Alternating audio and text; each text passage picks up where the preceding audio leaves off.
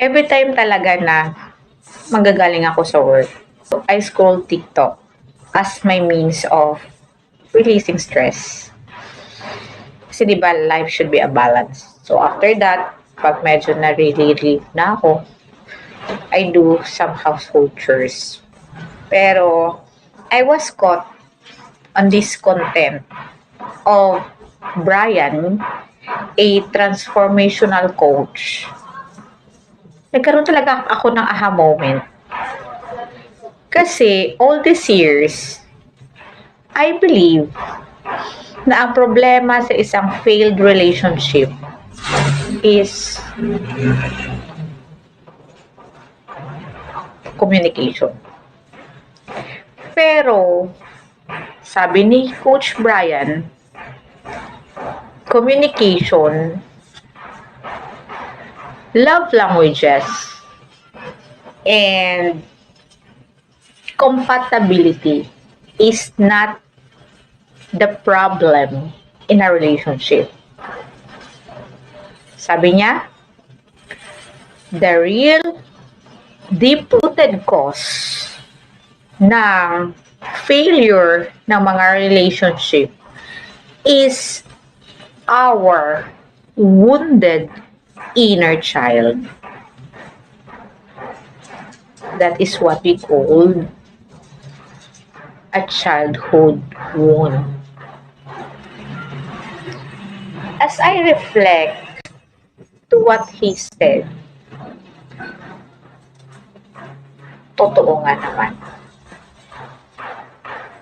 Doon talaga ang pinaka-problema. Lalong-lalo na kung unaware tayo sa mga nangyayari sa ating sarili.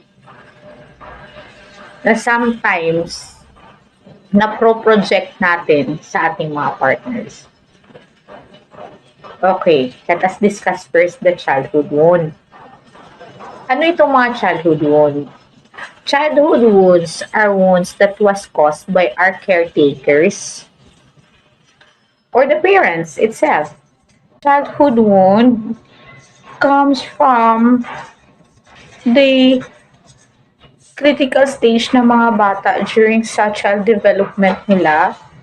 And that was the early stage ng isang bata na this is a critical stage na dapat natutugunan yung mga pangangailangan ng ating mga anak emotionally, psychologically, socially. Ang childhood wound nanggagaling dun sa halimbawa, I'll give you an example. Lalo na sa mga career person. Minsan, pag hindi matapos ang work ang trabaho natin sa ating mga opisina, we will bring it home, diba? So, kung nasa bahay na tayo, ginagawa pa rin natin when in fact your kids is already there, diba? Longing for your attention, pero hindi mo pa rin nabibigay sa kanila yung atensyon. Tapos minsan, pupunta na yung anak mo sa'yo, tapos sasabihin, Mama, can you help me with this one? Pero sasabihin mo pa rin, oh anak, I'm sorry, I'm so busy. Diba? Sasabihin mo, you go there, you can do it on your own. And alam mo, it will create pala a childhood wound sa kanila. A childhood wound na they feel so abandoned, they feel rejected, diba? Kasi sa murang edad nila, hindi naman nila yan maintindihan eh. Na kailangan mo magtrabaho, diba? So, I feel really so guilty na ako lang. Create ako ng childhood wound sa mga anak ko. And you know what? This childhood wound, habang lumalaki sila, pag hindi ito na-address, kasi hindi naman tayo aware, kasi di ba ngayon lang naman itong mga ganitong awareness, ang mangyayari, it will develop into the kind of attachment styles. It's a coping mechanism to protect themselves and to feel safe for themselves. So like for example, itong mga attachment style na sinasabing anxious attachment style and then avoidant attachment style na magkukos ng toxicity sa kanilang relationship, sa kanilang partner, because they will have that project expected behaviors and attitudes towards their partners. Kasi okay lang sana, kaso most likely pag meron ka talagang mga childhood wound, hindi ka mapunta dun sa point of secure attachment style. Okay? Unless i-work out mo yung toxic attachment style mo, you will lead into secured attachment style, which is a healthy one. Pero kung, ayun nga, naka-experience ka at that early age of abandonment, rejection, which is hindi mo naman ginusto, both the parent, the caregivers, your parent, or ikaw hindi nyo ginusto na nangyayari yung ganong situation kasi unaware din naman ang everyone. So, eventually, made-develop siya into a toxic attachment style which magkaroon kayo ng problema sa partners mo, sa relationship nyo. Kasi let's say for example, syempre yung partner mo rin, hindi din natin masabi na okay lang kung aware ang mga parents, kung hindi din aware, so nagkaroon din ng wound yung partner mo. And then let's say for example, meron siyang avoidant attachment style. And ikaw, meron kang anxious attachment style.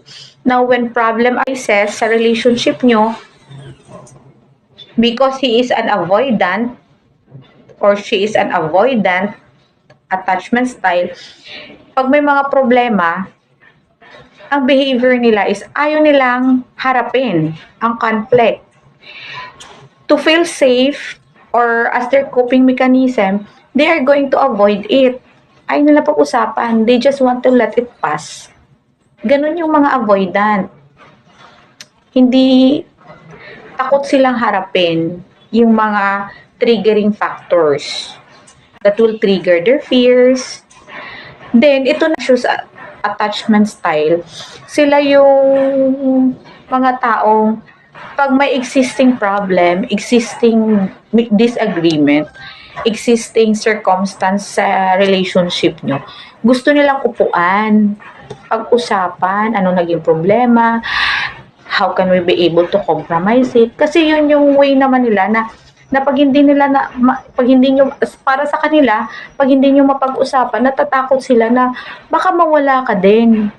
Iwanan mo din sila. So, both these type of attachment styles was deeply rooted to the fear of abandonment, to the fear of rejection.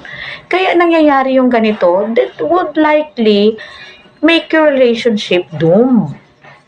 Diba pag hindi siya napaprocess? Therefore, the bottom line here is that before expecting a healthy and happy relationship, dapat i-work out muna natin ang ating mga sarili. We need to process our issues. We need to heal ourselves. We need to love ourselves. Dapat napatawad muna natin ang ating mga sarili bago natin mapatawad ang ibang tao. Buo na tayo. And we are already happy and contented of ourselves. Nang sa ganon, when the right person comes and you will learn to rest in love again. Hopefully lang, you can find a partner also that is working out on himself or herself. Then, you will have that great partnership and you can attain that successful relationship.